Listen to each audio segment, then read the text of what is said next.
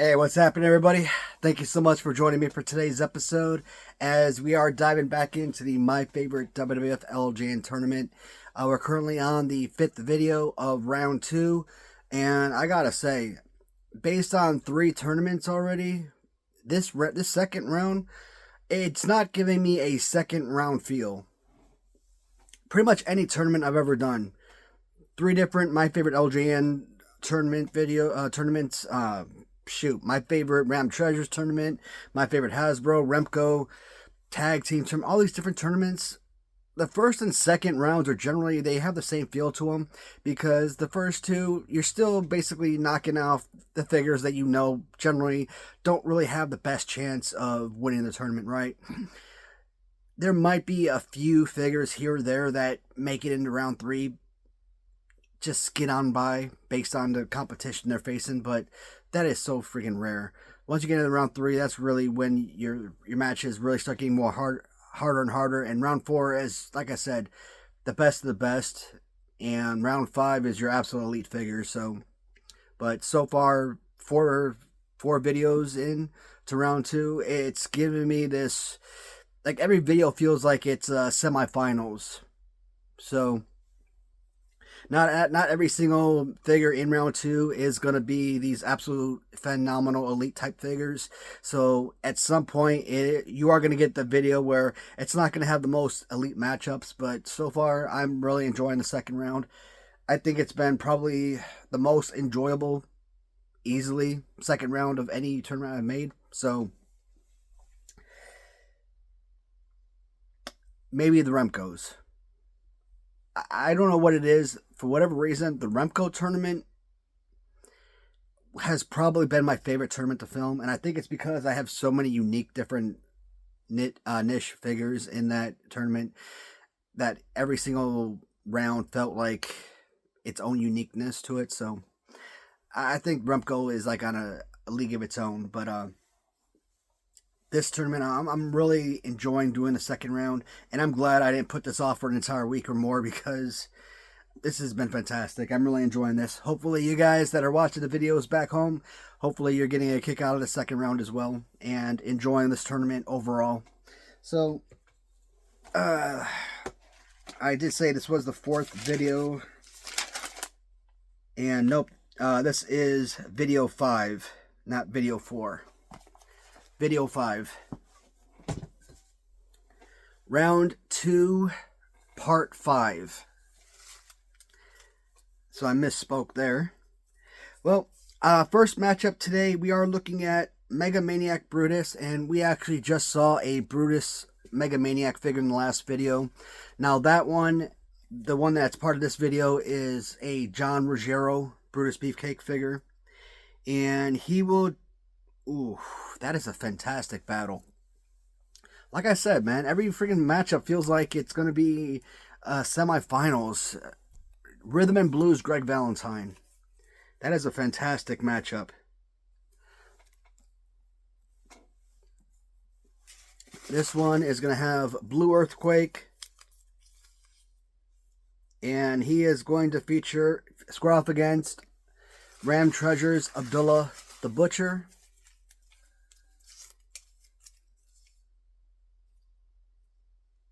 Hogan Black, Series 1. Well, this is kind of a wash. Jesse Ventura. I think that's probably going to be the easiest matchup of the entire second round thus far, but that's okay. And this last matchup is going to feature Rick Steiner from John Ruggiero going up against Freddie Blassie, Blue and Red. Do I have that on the front side or the back side? That's probably in the back room. But that should be a fun matchup as well. Alright, so figures have been drawn. Let's get them pulled and begin the tournament, or begin the next video. Alright, figures have been pulled. First matchup we said was going to be the Mega Maniac from John Ruggiero, Brutus Beefcake. And he was taking on Rhythm and Blues Greg Valentine. We will start with Brutus.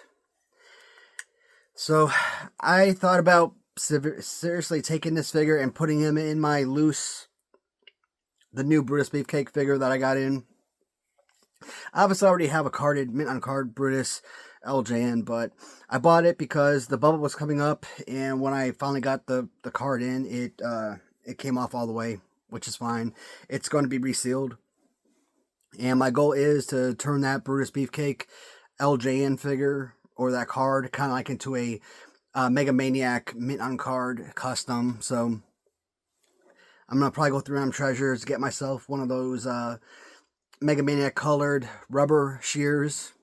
And like I said, I initially thought maybe I could just use this, but the one from John Ruggiero, I don't want to use this one because then I'm not going to have this loose figure. And I really enjoy having this figure individually to talk about and actually physically have it in hand. So one of the Brutus Beefcakes, either Rob Jackson, he's either going to use one of his, or I'm going to send him another Brutus Beefcake figure that he'll customize to kind of look like this one. And we'll get the package sealed again, and I'll have my own designer customized Mega Maniac Brutus Beefcake, which hopefully it'll look as sharp as I can picture it in my head. In the last video, again, we did see the Mega Maniac from another seller. This one a little bit different. The paint scheme isn't quite the same, but it's relatively similar, right? Beautiful look. Fantastic design. I mean, I really like the original LJN Brutus Beefcake with the look of the pants and everything, but this Mega Maniac look, it's fantastic. Reason I want the rubber shears from, and I will say it constantly, perfect marketing, ingenious. When Random Treasures came out with their rubber shears, because what happens? I mean, this is twice now that shears that I got from John Ruggiero, his shears have busted. And I've talked about probably a year and a half ago, 2 years ago, when I got like an order of like 5 figures from him. And there was a Mega Maniac shears. It was actually built into his hand. And when the figure, when I got it, it was broken. So I had to pay to send it back to him. He repaired it, but he didn't really repair it the same way. He, instead of having built in like before, he just gave you removable shears and gave you kind of like this little peppermint look, which was fine. Removable shears or permanent built-in was, either way was fine. But I obviously would have liked the shears to remain the same color, and having this fall off the shelf, and you see what happens. So a lot of these customizers, I'd love to go through them to either off eBay, Facebook, whatever, to buy accessories like this. But once they say like accessories are resin or something like that, I'm like, you know what? That puts a halt to it. Like you get on Etsy and people are selling Hasbro accessories, 21 accessories for like $35. I'm like, yeah, that's a freaking great price. But you know, the second you kind of snap like a 2x4 into Jim Duggan's hand, the wood's gonna break in half, or it's like a little small tiny piece of wood and it just slides right through his hand, or something like that. It breaks in half. So you gotta be very cautious on the material that you buy from. Raheem Sadru from the UK, I've always recommended his accessories because they are top notch, but they're also very pricey. And you know what? You buy poor quality accessories, or you pay a low amount of money, you're gonna get a low quality accessory. So you are paying for what you get. So, but this is an incredible piece. I love these matchups. I keep getting these matchups where you get Hogan against Brutus, or you get Brutus against Greg, or you get Haku against Andre. All of these different kind of tag team matchups, or if they're not tag team matchups, maybe they're like people that feud together or something. So that I love these type of things. The fact that these figures get drawn so often, and the fact that they're drawn at random, and it keeps happening, I love it. It's incredible. I enjoy this. Now, when you start getting like drawing like two Brutus Beefcake figures in the same video, or you draw like two Andre videos in the same video, two Roddy Piper figures. That's what I don't like, man. I want to see different figures in each video. But having Mega Maniacs, or excuse me, having the Dream Team kind of go off against each other, that's pretty awesome. So, I did not have this figure the first tournament, and he did defeat my original in the second tournament. So, that kind of tells you where the original Greg Valentine is going to end up being at some point in this tournament. Now, this piece with the built-on jacket and everything, this is a fan favorite. You guys already know, Greg Valentine is a number 5 favorite figure for me. Now, at some point after this tournament, I do plan on going back and redoing that top 10 list. Some figures, I think most figures, as a matter of fact, probably will not be in the same numbering system that I had before. So, he could still be number 5, but he could be number 10. It doesn't mean I appreciate the figure any less, talking about original now, but it just means that, you know, color, detail, pose, all of that kind of plays a much larger role than before. Heavy hitter, absolutely. Can he beat Bruiser Brody in this tournament? Essentially, this is what your Bruiser Brody is. The other night, I was at great lengths. I was thinking about the Bruiser Brody figure, and if he wins this tournament, or if he makes it to the finals or the semifinals, what figures are capable of taking him out of this tournament? And if there are certain figures capable of taking him out of this tournament, what are some of the things I might talk about why I feel differently about that figure? This is one of those reasons people are taking Hillbilly Jim, and they're taking Greg Valentine, and they're trying to mimic that look. And that right there, it's kind of ruining it for me. And I'll probably talk about that again, if or when we ever get to that point. Now, that's only if Bruiser Brody loses, which, again, as a 2-time champion, I don't know. At the start of this tournament, I can say, well, I like this one. I think this one has a good chance. I like that. I think he has a great chance. But gun to the head, Bruiser Brody is still the one that I would put my money on, only because of his success in the past. But there are still those that I really think could give him a run for his money. Greg Valentine, he is not going to lose this match. If it was simply Valentine original versus custom Brutus or original Brutus, I would still choose regular Greg Valentine. So, and like I said, this is probably one of the top 10 figures of my entire collection. One of my top 10 favorite pieces. So, hands down, I really love what John did with this figure. But this is lights out incredible.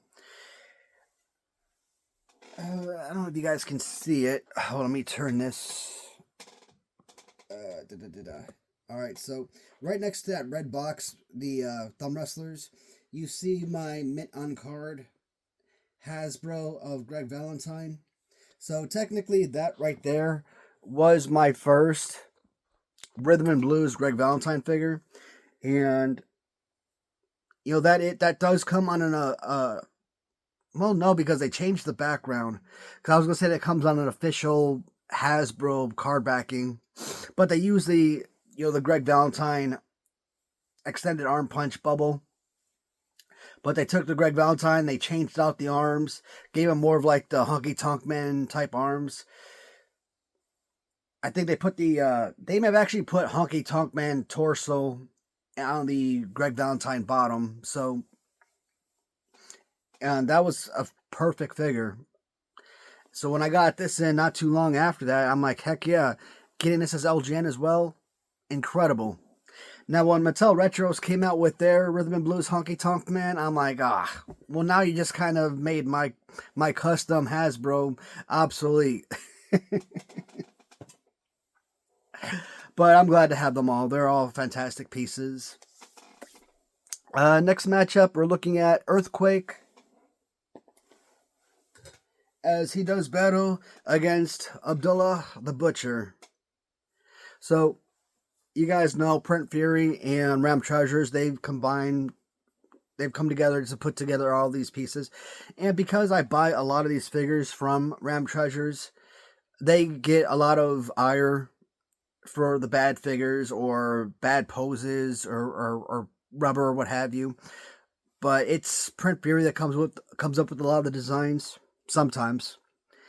And I say sometimes because and I say there's other customizers out there, right? Like Heads by Tom Veg and Sin Bodhi and Zashman. They come up, I mean, those are some like the most name recognized popular LJN customizers on the planet. Pretty much anything you could think of goes through those guys first and foremost, right? So, and let's say Zashman has a figure like this, and then maybe Print Fury, maybe Kevin comes out with something like this, or vice versa. So, I mean, all these guys, I mean, the name Kevin Peljey, obviously, he, with the Print Fury, another very well-respected and recognized name in the customization world. So,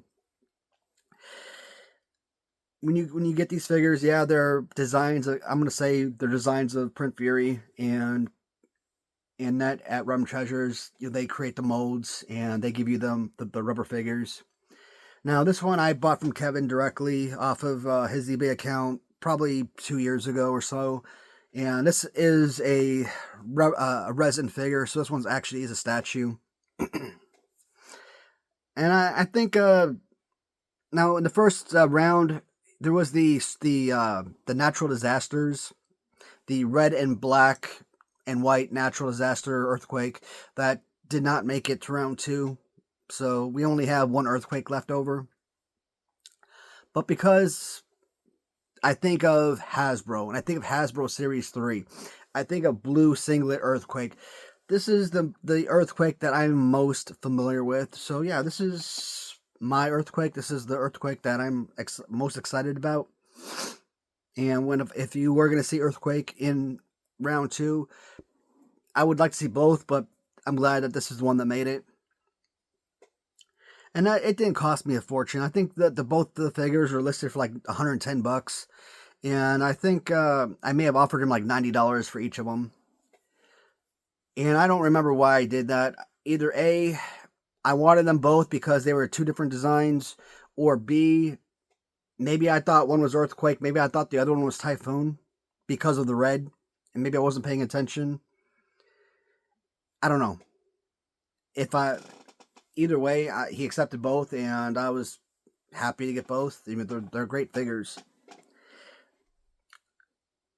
I am okay paying up certain amounts of money for a rubber figure through Ram Treasures. $125 for certain figures, yeah, I'm okay with it for like Abdullah. But let's say Earthquake.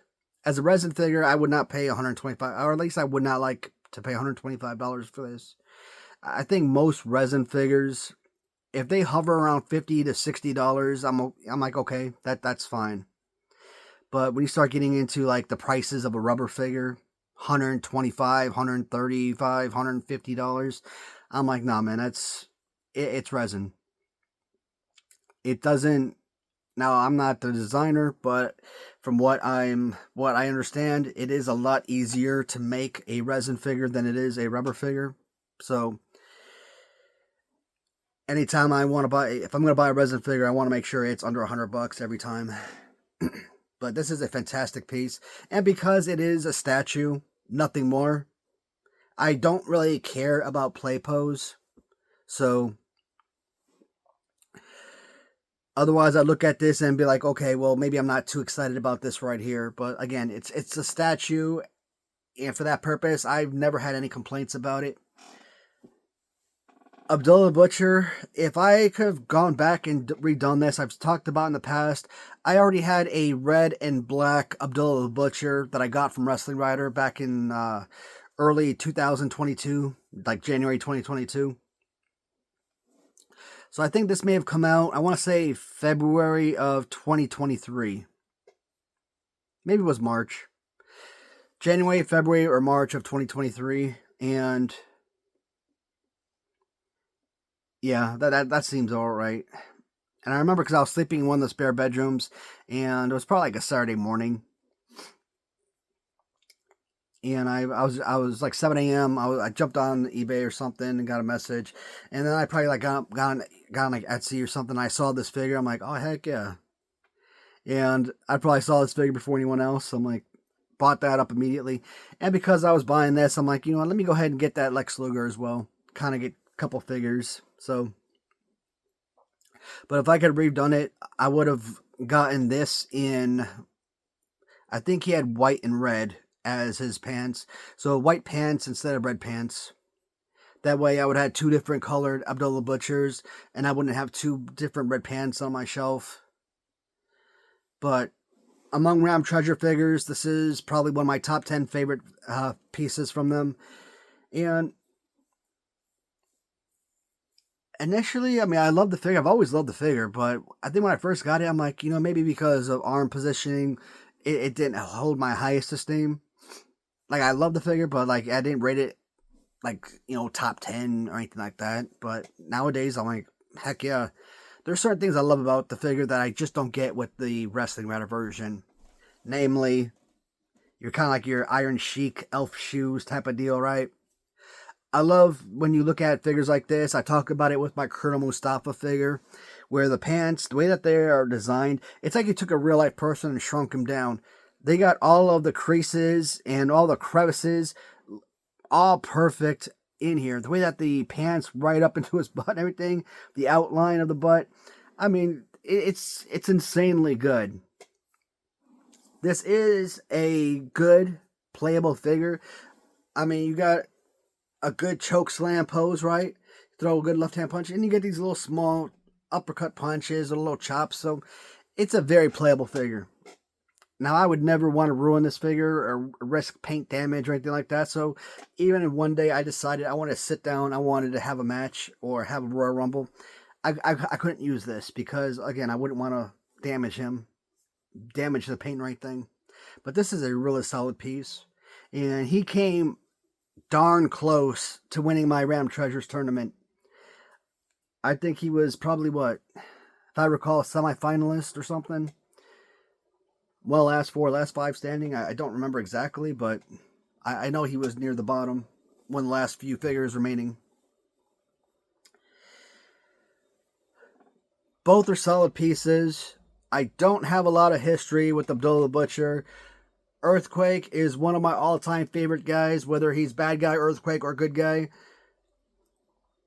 One of probably only maybe a handful to 10 wrestlers that I can actually remember from childhood with a good amount of memories.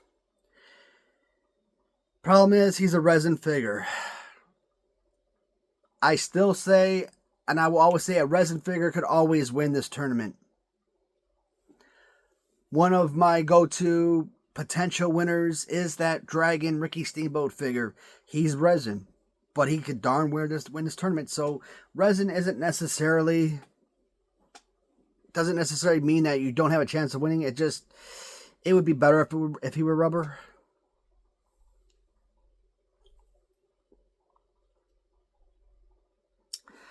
I am going to go with Abdullah the Butcher, though. There are a lot of pieces that Ram Treasures are probably going to find in the 4th and 5th round, and Abdullah the Butcher, he's one of those figures that deserves to be very far in this tournament. So to see both Earthquakes eliminated in the first 2 rounds, it sucks. But man, John Tenta, Earthquake, fantastic piece. Love this guy. Love this figure. So glad to have gotten this one from Kevin when I did.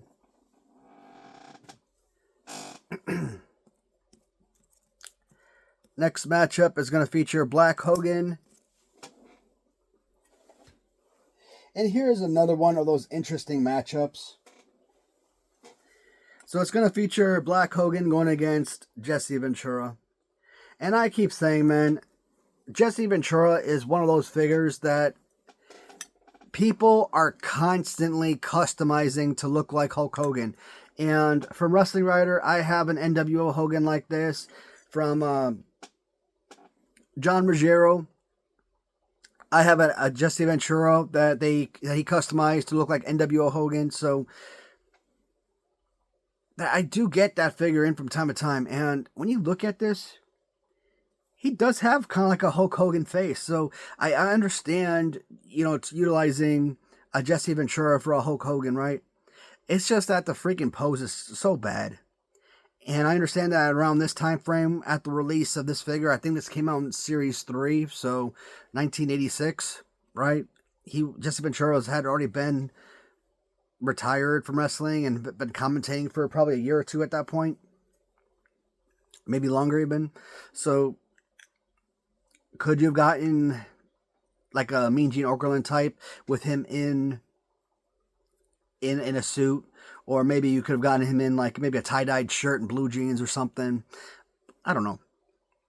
I'm sure anyone that had wanted to use him as a wrestler are glad to have gotten this one, but this, it sucks. I don't care if he did this in ring, and that's very synonymous with his look. I will always go back to the Hulk Hogan bear hug, right? He always does a bend over power up thing. Terrible design for Hasbro. Great look aesthetically, but as a playable figure, no, it was garbage. Now back to the Hasbro, just for kind of going off topic. Now, yeah, like when my older brother, for example, if he's sitting there wrestling with the Series 1 Hogan, and I wanted to put some matches together, the only figure that's left over is a Series 2 Hogan. Yeah, I'd have no choice but to grab the bear hug and kind of use that. It was hard to play with it, but you kind of had no choice, right? Jesse Ventura is not a good LJN figure. It's a top 10 worst figure, possibly in the top 5 worst LJNs ever made. And this could be based on the arm, height of the arm, this could potentially be a good pose. Like if they changed this and made this hand facing forward, he would basically be Greg Valentine. And this would be an incredible piece. Because even with this hand, even with it being as low as it is, I mean, Greg Valentine's arm, he has his right arm up like so, right? Or left arm up, and the right arm is up like here, but you don't really need this arm. One arm is all you need for play. Throw punches, clotheslines, body slam, you're good. I use this to dangle championship belts off of. So you look at like Axe and Hulk Hogan figures that I have with the Jesse Ventura body. That's all they're good for, man. And the figure he comes with like your Iron Sheik, very similar to the Iron Sheik design, right, from Series 1. So they do use those similarities. So I'll get rid of this. We already know there is no iteration of Hulk Hogan.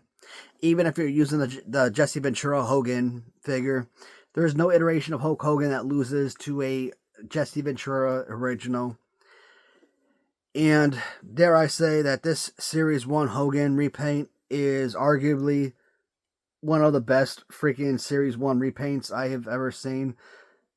And I'm not even talking about my own personal collection. I'm talking about any customizer who has ever made a Hulk Hogan repaint. So this one I think may have come from Stanger GQ, possibly. I'm not sure. I don't remember where this one came from, but I'm guessing. So this is an absolutely fantastic look, and kind of give you, obviously with WCW he had the dual colored face, right? So mustache was blonde, but the lower beard was all black and so I like that they filled that part in. Color of the pants, it's dynamite. I love it. I wasn't watching WCW, and I had no idea what was going on over there in the mid-90s. In fact, outside of flipping through the channels in like the early part of the 90s, like 92, 93 time frame, that's about it. I mean, earlier than that, let's say between 90 and 91. But I've never actually sat down long term and watched like full on complete episodes of WCW or anything like that ever. But Hogan, like I said, this has got to be the easiest matchup of the second round thus far.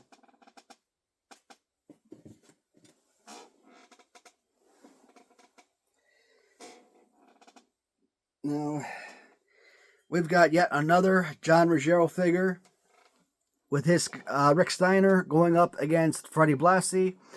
Now, I don't know if Freddie Blassie, if his original figure made it into the finals, or made it into the next round.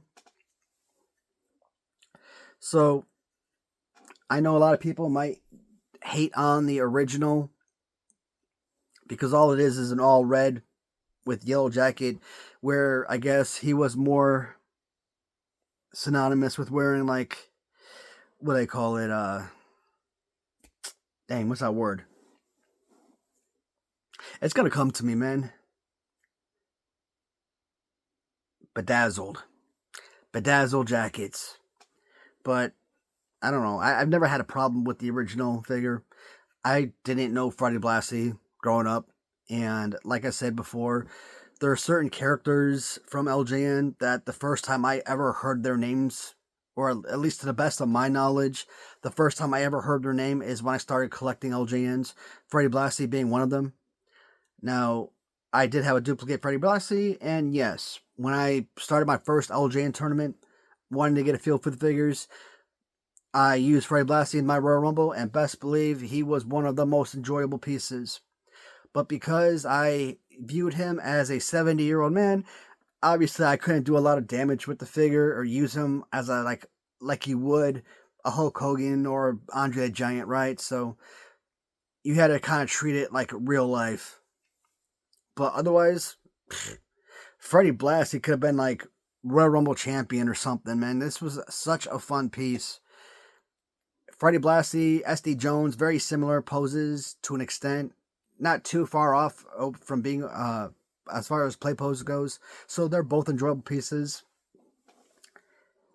I really like this piece. I mean, this is just a custom. It's a different take on it. You know how much I love my customs and seeing the uniqueness and different ideas that people come up with. And does Freddie Blassie win the tournament? We could see Freddie Blassie in round 5. And that's no joke. Oddly enough, Freddie Blassie did not win my LJN manager tournament, my favorite manager tournament. And I thought maybe the referee. I thought referee would probably have been the best option, especially considering I had like 4 different referees in that tournament. My next option was Freddie Blassie, because I think I had the original plus 1, if not 2 different variants of Freddie Blassie, followed by Bobby Heenan. But of course, you guys know the Bobby Heenan Elf was the winner of that tournament. So, oh man, this is tough, because when I saw that John was selling on his eBay the Steiner brothers, Scott Steiner, because he was with Ted Arcidi's body and everything, I really didn't gravitate towards the Scott Steiner. I really didn't care about the Scott Steiner too much, but I was dying to have the Rick Steiner. I thought it was absolutely incredible. And because it's very similar, both the figures, to the Hasbro Series 9 color scheme and whatnot, design, I'm like, you know what, I gotta have it. But you can't get one Steiner brother without getting them both. So obviously I went and I got both Steiner brothers. And even with the Iron Sheik pose, it was still nice to get. And he had a built-on headgear for the figure. Had a little built-on singlet. So, I mean, is it 100% identical to the Series 9 Hasbro? I mean, I'm looking at the Scott Steiner version. I mean, is it 100%? I mean, it's very close. So, and he was even able to get rid of the elf shoes. I mean, you still see a little bit of the bump, but it's fine. When the Steiner brothers left WCW and migrated to WWF, I'm like, heck yeah. Because even though I didn't watch WCW, there were certain characters that whenever I turned on the TV were always on. And so, yeah, whenever I would see them come to WWF, I'm like, heck yeah. Ric Flair, I didn't care for, and I know everybody made a big fuss about him entering WWF, but I didn't really care too much about Ric Flair. But when Legion of Doom came to WWF, that was huge. Nasty Boys, Steiner Brothers, love that. When Vader finally came after a million years, I'm like, finally? We never got to see Sting in WWF, which sucked, but he gave a good reason.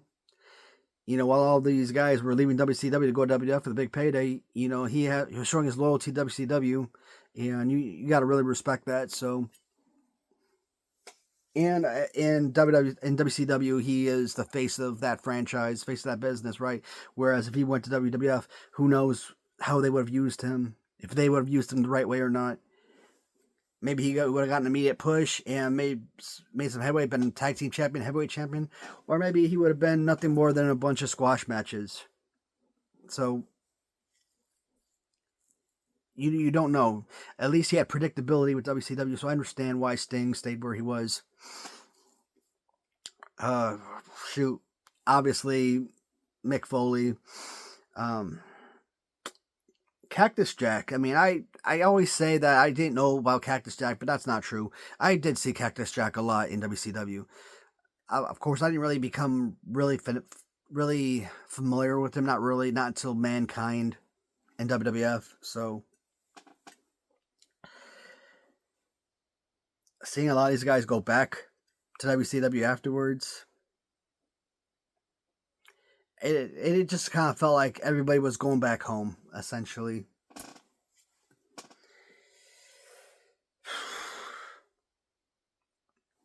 Man, my heart's telling me Rick Steiner, because Rick Steiner is a guy that I grew up watching a whole lot more.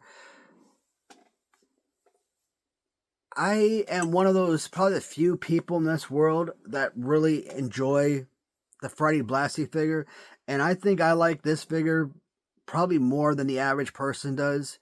I think even those people out there that like Freddie Blassie, like this figure a lot, I don't think they covet it quite as much as I do, but I put a high emphasis on this figure. I think Rick Steiner is a fantastic piece among John's figures. Definitely one of my favorites. Definitely one that was a must-have for me. But I'm going to go with Freddie Blassie. I don't think Rick Steiner makes it past round 4. And he may not even make it out of round 3, depending on his competition. Pose is everything. And with some of the color schemes on this figure, I still think that Freddie Blassie could be almost a guaranteed round 4 participant. He may not make it past round 3, but I think he gives a better opportunity to advance further than Rick Steiner. So for that purpose, at least on that purpose alone, I should choose Freddie Blassie. And like I said, I just really enjoy the Blassie figure overall. So it's the decision that works for me. It may not work for viewers back home, but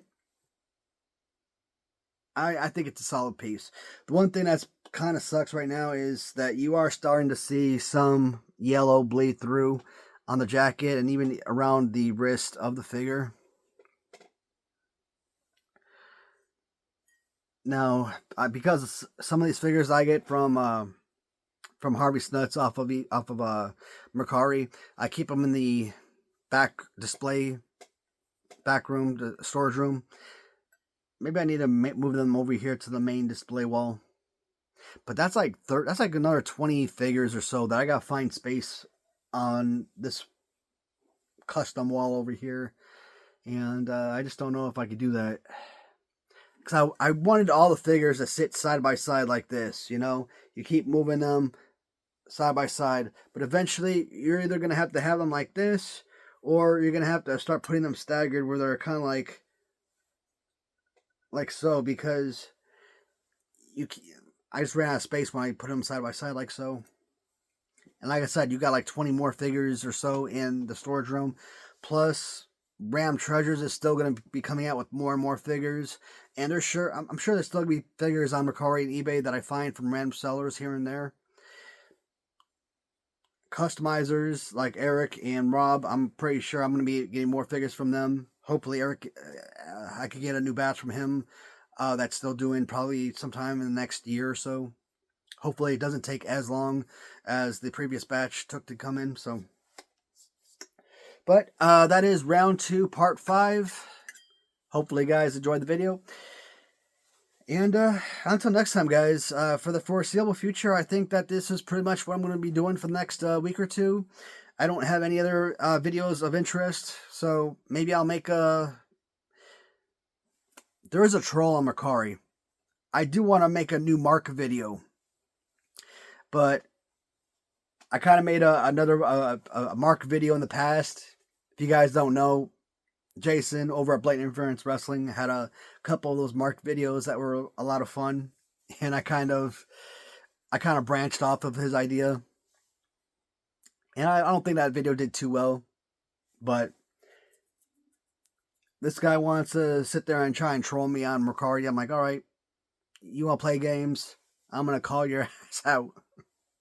So I might make that video, possibly, or I might just be, you know what, I might be two-man enough to play that game. I don't know.